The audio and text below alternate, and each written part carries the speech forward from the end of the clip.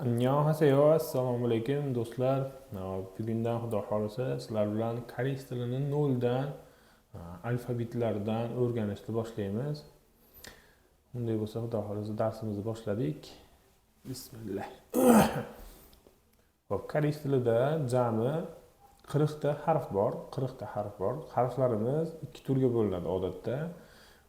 Unli va undosh harflarga bo'linadi, to'g'rimi? Unli harflarimiz 20 bitta, unli harflarimiz 20 bitta, undosh harflarimiz esa 19 tani tashkil qiladi. Endi qaranglar, unli harflarimiz va undosh harflarimiz ham har biri ikki turlarga bo'linadi.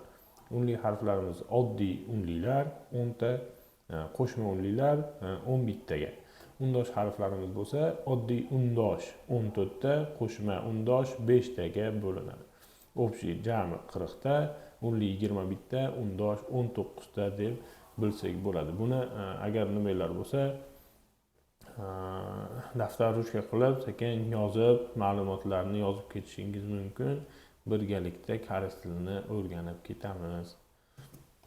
Xo'p, endi bugungi o'rganadigan birinchi nimamiz oddiy unlilar o'rganiladi. Oddiy unlilarni oldingi slaydda ko'rganimizdek, 20 общий unli o'zi 20 bitta, oddiy unlilarimiz 10 ta bo'ladi.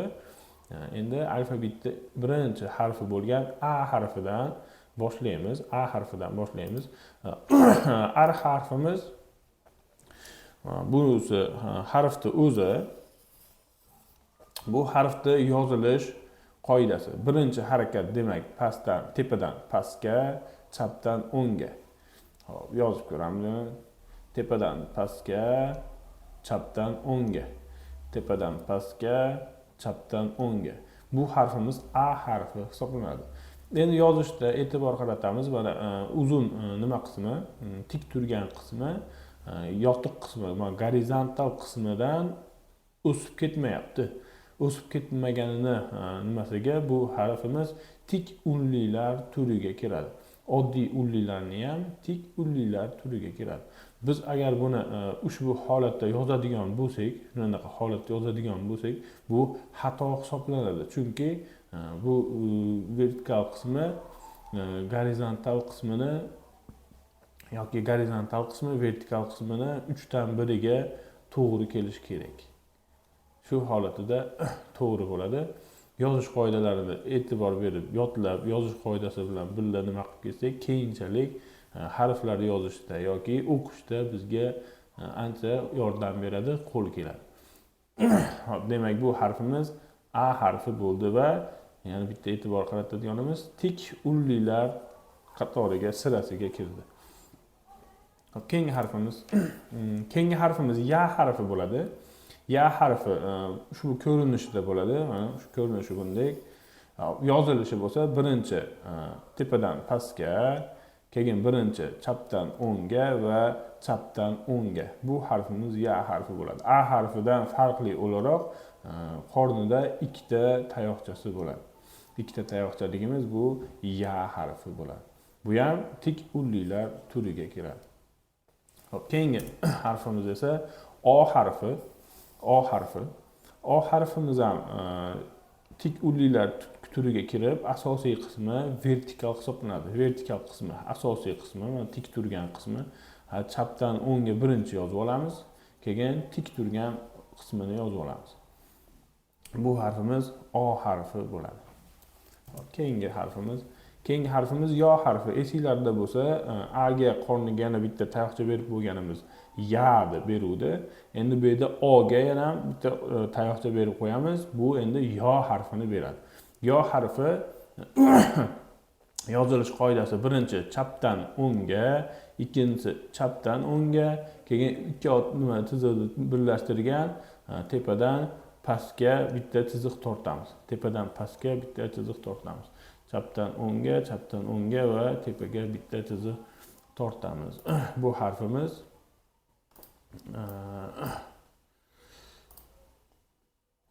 Yo harfi bo'ladi. Yo harfi. Yo. Bu ham e'tibor qaratayotgan bo'lsanglar, tik unlilar turiga kiradi. Tik unlilar turiga kiradi. Xo'p, keyingi Keyingi harfimiz oddiygina bitta tayoqcha, vertikalniy bitta tayoqcha bo'ladi. Buni tepadan pastga bitta tushiramiz xolos. Bu harfimiz o'zimizni i harfi deb talaffuz qilamiz. I harfi. I harfi. Oddiy bitta tayoqchamiz i harfi. Bu ham tik ullilar turiga kiradi. Hurmatli o'quvchilar, bularni yozib borsanglar, daftar ruchka qilib o'zingizlarga manfaatliroq bo'ladi. Hop, keyingi harfga o'tamiz. Hop, endi keyingi harflarimiz ko'rayotgan bo'lsanglar, endi yotiq o'zini nomi bilan yotiq ulli bo'lyapti-da, asosiy qismi gorizontal bo'lyapti. Mana yotgan holati uzun bo'lyapti. Yotgan holati uzun bo'lsa, demak bu yotiq ulli turiga kiradi. Oddiy ullilarning yotiq ulli turiga kiradi. Hop, endi yozilish qoidasi birinchi nimani tepadan pastga tushirib olamiz. Tepadan pastga tushirib olamiz, keyin chapdan o'ngga qarab tortamiz. Bunda ham xuddi A singari vertikal qismimiz gorizontal qismiga teng yoki undan uzun bo'lishi mumkin emas. Bu qoidaga to'g'ri kelmaydi. Bu harfimiz endi O harfi. O harfi. Bu endi yotiq ulli turiga kirishini aytdik. Keyingi harfga o'tamiz. Keyingi harfimiz ham yotiq ulli turiga kiradi. Endi esinglarda bo'lsa A ga hamda O ga yana qorniga bir tayoqcha berib bo'lganimiz, unga Y harfini qo'shib beryapti. Bu holatda ham xuddi shunday. O harfimizga yana bir tayoqchani qo'ysak, bu harfimiz Yo bo'lyapti. Mana Yo bo'lyapti. Xo'p, buni yozilish qoidasi endi pastdan tepadan pastga, bunisi ham xuddi shunday qilib turib, keyin qornidagi nimani chiziqni tortamiz. Bu harfimiz Yo harfi bo'ladi. Yo harfi bo'ladi. Keyingi harfga o'tamiz. Keyingi harfimiz ham yotiq ullilar turiga kirib, U talaffuz qilinadi. U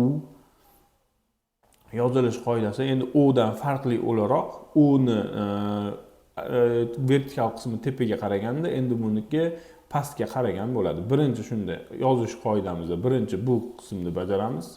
Chapdan o'ngga va yana pastdan tepadan pastga. Chapdan o'ngga, tepadan pastga. Chapdan o'ngga, tepadan pastga. Bu harfimiz U bo'ldi. U.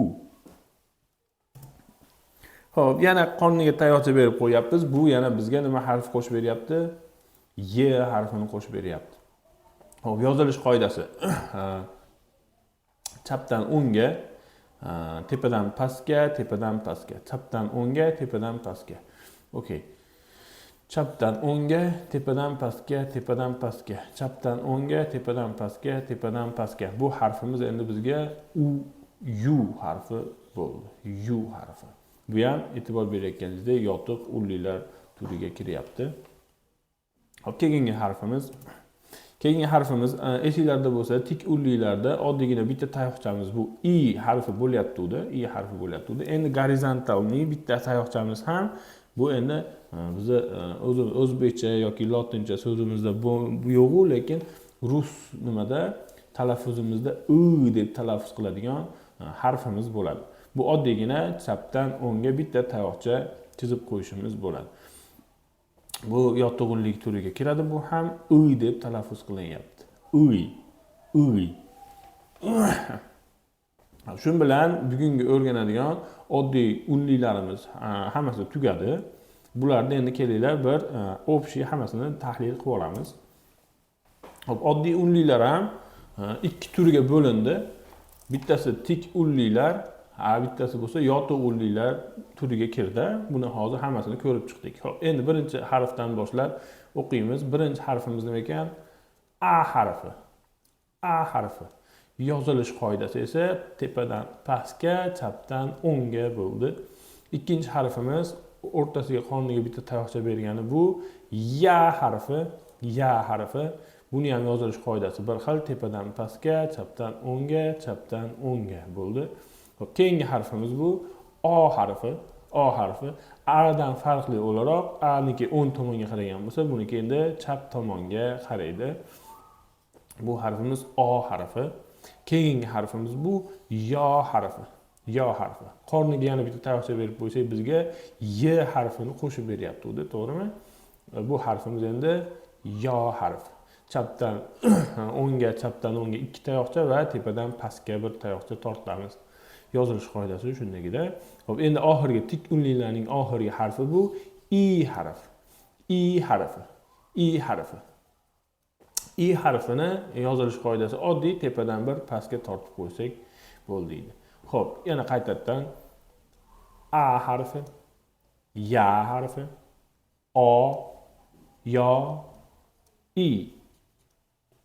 Xo'p, endi yotiq unlilarga o'tamiz. Yotiq unlilarimiz o'zining nomi bilan asosiy qismi yotiq, gorizontalniy shaklda kelyapti-da. Xo'p, bu harfimiz o harfi.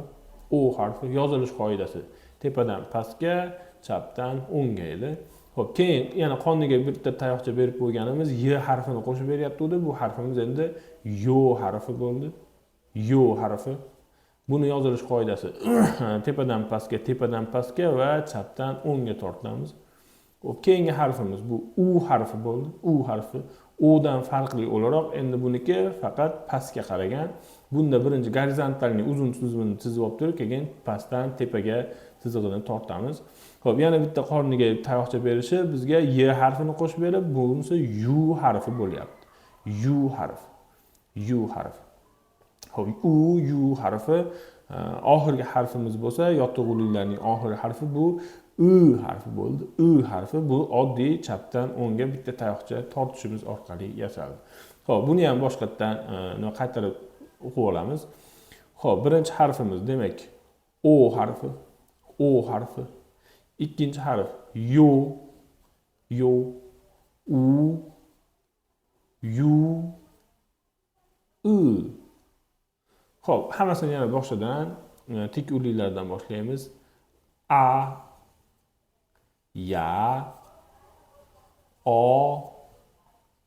yo, i, o, yo, u, yu, u. Shu bilan biz birinchi darsimizdagi oddiy unlilarning 10 ta harfi, oddiy unlilar ham 2 turga bo'linib, tik va yotiq unlilarning 10 ta harfini o'zlashtirgan bo'ldik. Endi keyingi nimamizda sizlarga vazifa bo'ladi bu, uyga vazifa bo'ladi. O'zimizning o'quvchilarga bu narsa qo'llariga chiqarib beriladi. Agar boshqa bizni boshqa ijtimoiy tarmoqlardan ko'rayotganlar bo'lsa, buni yozib har bir katakda harflarini yozib chiqishinglarni maslahat beraman. Qo'linglar o'rganadi va harf tanishinglar oshadi. Buni yozib, nima qilib Telegram guruhimizga tashlab bersanglar, biz uni tekshirib, to'g'ri, noto'g'riligi yoki kamchiliklar bo'lsa, ularning ustida yo'l nima qilishimiz mumkin. Xo'p, buni uyga vazifa deymiz. Uyga vazifa. Xo'p, keyingi slaydda endi unli harflarni busiz tasavvur qilib bo'lmaydigan bir qoidasi bor. Bu o'sha hozir biz dumaloq qilib yozib qo'yganmiz. Bu o'zi asli undoshlarning n harfi bo'ladi. N harfi. Bu harfning qoidasi bor. Bu harfning qoidasi mana bu yerda yozilgan. Agar so'z yoki bo'g'in unli harf bilan boshlansa, unli harf bilan hozir biz o'rganayotgan 10 ta unli va undan tashqari yana 11 ta alohida unligimiz bor. Shu unli harflardan boshlansa, unli harflardan oldin qo'yilishi kerak bo'lgan oddiy grammatik qo'shimcha hisoblanadi bu. Dumaloq harfimiz. Demak, yana qaytaramiz. Agar so'zimiz yoki bo'g'inimiz unli harf bilan boshlansa, unli harflardan oldin qo'yilishi kerak bo'lgan, qo'yilishi shart bo'lgan oddiy grammatik qo'shimcha. Bu to'ldiruvchi qo'shimcha bo'lib, bu o'qilmaydi ham, o'qimaymiz ham, o'qimagandan keyin albatta tarjima ham qilmaymiz. Qachonki unlilardan oldin kelsa. Endi yana bitta ma'nosini aytdim. Bu n harfi, undoshlarning n harfi dedim. Endi u bo'g'in oxirida kelsa, bo'g'in boshida o'qimadik, bo'g'in oxirida kelsa, bo'g'in oxirini biz yozib olinglar, yozib olsanglar ham yoki diqqat bilan eshitib olsanglar ham bo'ladi. Pattim deymiz. Bo'g'in oxirini pattim deymiz. Agar bo'g'in oxirida, demak pattimda kelsa, buni biz nge deb talaffuz qilamiz. Nge deb talaffuz qilamiz. Xo'p, menimcha tushuntira oldim. Endi bu yerda yana bitta e'tiborli joyi bor. Yotug'unli bilan tikuvlilarni o'rgandik bugun. Endi yotug'unlilarda tepasida keladi. Dumaloq harfimiz yotug'unlilarda tepasida keladi. Tikuvlilarda esa chap tomonida keladi. Mana namunaga o'xshab turib ko'rishinglar mumkin. Bu harfimiz A, bunisi I. A, I. O'rtadagi dumaloqlarni nima qilyapmiz? O'qimayapmiz. A, I. Bu harfimiz yotug'unlilarning tepasida kelyapti. U, bunisi U. U, U talaffuz qilamiz. Bu harfimiz esa O, bu harfi I. O, I. Dumaloqlarda nima qilyapmiz? O'qimayapmiz ham, talaffuz ham qilmayapmiz. Mana shu yozuvlarimiz endi grammatik to'liq qoidasi bilan yozilgan harf hisoblanadi. Keyingi nimaga o'tamiz? Slaydga o'tamiz. Bu ham o'zi uyga vazifa. Bunda nima qilinadi? Bunda hozir men nimani qo'yib beraman? Audio qo'yib beraman. Audioda birinchi mashqda aytadi. Birinchi mashqda mana uni o'qiydi. Bunda nima qiladi? 4 ta bizga mana sanog'i bilan 4 ta harfni o'qib beradi. 1, 2, 3, 4 deb 4 ta harf o'qib beradi. Mana birinchi o'qiganda mo harfimiz qanaqa harf edi? O harfi, to'g'rimi? Mo harfimiz U harfidir, bu harfimiz O harfidir. Bu harfimiz I harfidir. Xo'p. Bu harfni o'qiyotganda to'g'ri talaffuz qilib o'qisa, biz bu yoqqa dumaloq yozamiz. Noto'g'ri qilib o'qisa, misol uchun bu noto'g'ri o'qisa, X yozamiz. Shu to'g'risini o'qiganda dumaloq yoki X qo'yishimiz kerak. To'g'ri noto'g'riligiga qarab turib. Xo'p, ikkinchi mashqni keyin o'qib beradi. Ikkinchi mashqda Chaltko yozil poner, chada poner seyo deydi. Xo'p, bunda mana bu qo'shimchalarni o'qiydi, so'zlarni o'qiydi. Qaysi birini ketma-ket tartib raqamini qaysi biridan keyin kelayotganligini yozishimiz kerak. Demak, mana bu harf O harfi edi. Buni birinchi o'qiydi, bir o'zi qo'yib qo'ygan mana. Keyin ikkinchisida OI deb buni o'qishi mumkin. Ikkinchisida OI deb buni o'qishi mumkin. Shunda biz buni tartib raqamini 2 qilib yozamiz. Xo'p, AI deb 3-chi o'qishi mumkin bu so'zni. Buni o'qisa biz bu yoqqa 3 qilib yozamiz. Buni agar ijtimoiy tarmoqlardan ko'rayotgan bo'lsanglar, ishlashdan oldin o'zingizlarga xuddi shu misolda nima qilib ko'chirib olib turib, mana shunaqa qilib yozib olsanglar ham bo'ladi. Agar o'zimiz o'quvchilar bo'lsa, buni nimasi listda handout qilib beriladi. Xo'p, buni ishlab bo'lganimizdan keyin 3-chi mashqqa o'tadi. 3-chi mashqni ham bitta-bitta aytadi. Xo'p, birinchisini o'qiydida bizda haligi ikkita o'zi aslida 4 ta variantli testda 2 ta variantli qilib qo'ygan singari. Birinchi deydida, birinchida yo O'di, bu harfimiz O edi. Bu harfimiz O edi, bu harfimiz O edi. O yoki O'ni o'qiydi. Qaysi birini o'qisa biz o'sha nimani belgilashimiz kerak bo'ladi. Xo'p, ikkinchisini o'qiydi. Ikkinchisida I yoki I'ni o'qiydi. Bu harfimiz I, bu harfimiz I. Qaysi birini o'qisa biz o'sha nimani raqamni belgilashimiz kerak bo'ladi. Xo'p, menimcha tushuntira oldim. Hozir sizlarga nimani audioni yoqaman. Audioni yoqib nimani eshittiramiz. Men qaysi savolni, qaysi nimani o'qib berayotganligini belgilab turaman.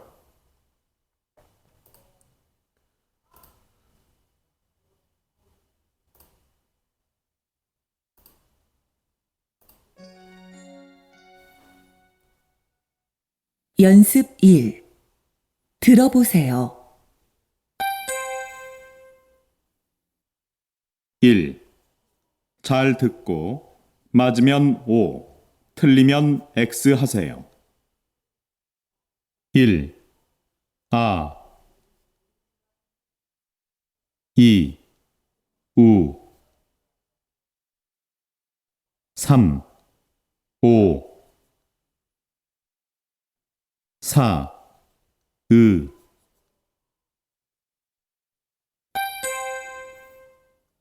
2. 잘 듣고 알맞은 것을 찾아 번호를 쓰세요. 1. 5,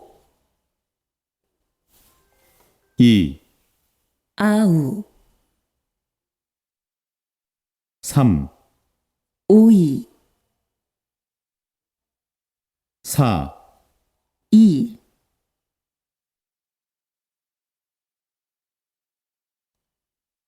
5, 아이,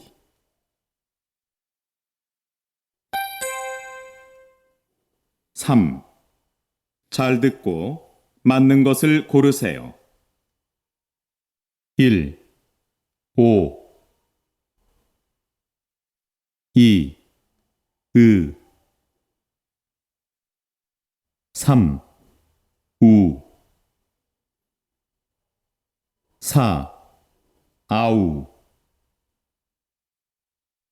5, 오이.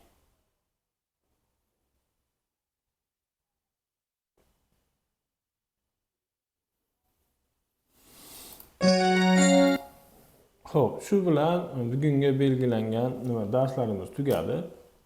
Shunda biz sizlar bilan nimani o'rgandik? Oddiy unlilarning oddiy unlilarning ikki turi, tik va yotiq unlilarni o'rgangan bo'ldik. Vazifalarni qilganlar Telegram guruhimizga silkasini qoldiramiz.